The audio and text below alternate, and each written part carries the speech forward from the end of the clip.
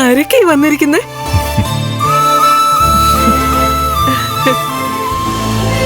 കണ്ടില്ലേടേ, ആരാച്ചാരും അവന്റെ ഭാര്യയും.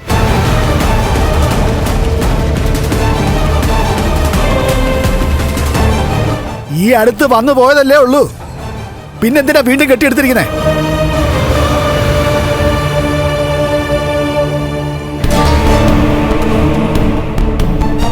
ഞങ്ങളുടെ വെഡിങ് ആനിവേഴ്സറിയാ. ഓ, അതിന് അമ്മയെ വന്നൊന്ന് കാണണമെന്ന് തോന്നി. ഇവൾ അങ്ങോട്ട് വന്നതാണല്ലോ പലഹാരമൊക്കെ ആയിട്ട്, പിന്നെ എന്തിനാ ഇങ്ങോട്ട് വന്നേ? എന്റെ മോളെ ചൊടിപ്പിക്കാൻ തന്നെയാ.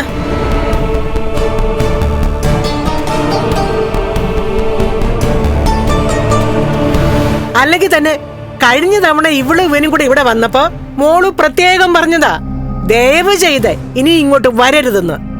അപ്പൊ വരാതിരിക്കാൻ ശ്രമിക്ക എന്നിവൻ പറഞ്ഞു. ശ്രമിച്ചിട്ട് വീണ്ടും വന്നിരിക്കുക. അത് പിന്നെ എന്റെ മോളെ തിളപ്പിക്കാൻ, അല്ലെങ്കിൽ പിന്നെ എന്തിനാ?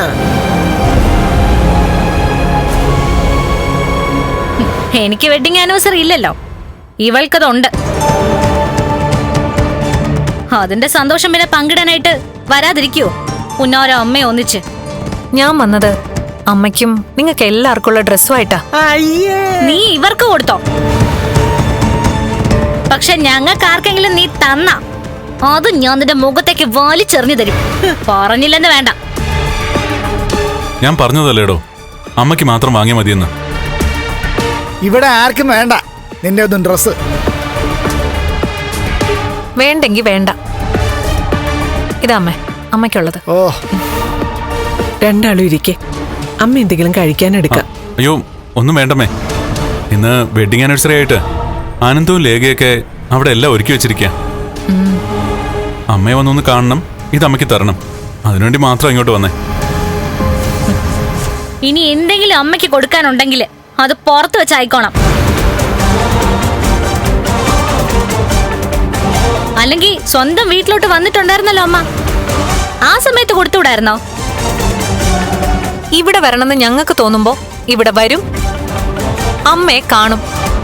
അത് വേണ്ടാന്ന് പറയാൻ ആർക്കും അവകാശമില്ല. നീ മനഃപൂർവ്വം വഴക്കുണ്ടാക്കാൻ വന്നാണോ? ഞാൻ വഴക്കുണ്ടാക്കുന്നില്ലല്ലോ. ഞാൻ ഇവിടെ വന്ന് അമ്മയെ കണ്ടെന്ന് വെച്ച് ആർക്ക് എന്ത് നഷ്ടം സംഭവിക്കാൻ പോകുന്നത്? എനിക്ക് നേർക്ക് നേരെ നിന്ന് സംസാരിക്കാൻ വയ്യ. അതുകൊണ്ട് തൊഴുതോണ്ട് പറയാ, ദയവ് ചെയ്ത് നീ ഇവനെയും കൊണ്ട് ഇവിടേക്ക് വരരുത്.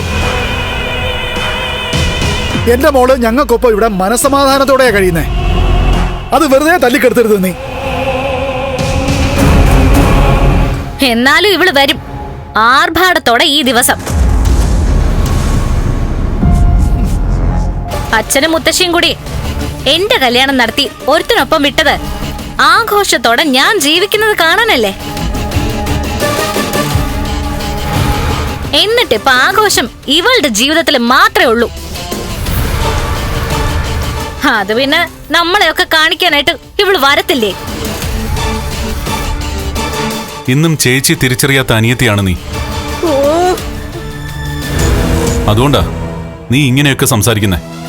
ഇവളെ തിരിച്ചറിയാൻ എനിക്ക് ഭൂതക്കണ്ണാടി ഒന്നും വെക്കണ്ടടോ. അതൊക്കെ നിന്റെ തോന്നല. പറയുമ്പോ നീ പുച്ഛിക്കും, കളിയാക്കും. പക്ഷേ നിന്റെ അച്ഛന്റെയും മുത്തശ്ശിയുടെയും ദൈവത്തിന് നിരക്കാത്ത പ്രവൃത്തി കാരണം നിനക്ക് നിന്റെ കുഞ്ഞിനെ നഷ്ടപ്പെട്ടപ്പോ നിനക്കൊപ്പം കരഞ്ഞവളാ ഈ നിൽക്കുന്ന നിന്റെ ചേച്ചി.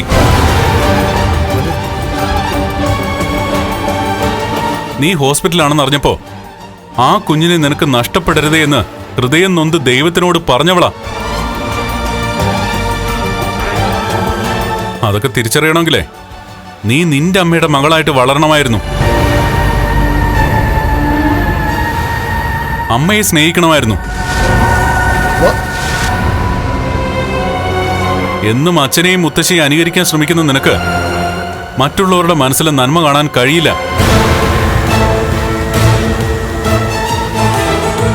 നീ വിവാഹം കഴിഞ്ഞിട്ട് വന്നപ്പോ നീ സ്നേഹിച്ച നിന്റെ ഭർത്താവും അമ്മായിയമ്മയും എല്ലാം നിന്റെ അച്ഛന്റെയും മുത്തശ്ശിയുടെ ഗണത്തിൽപ്പെട്ടവരായിപ്പോയി. കൂടുതൽ സംസാരിക്കണ്ട.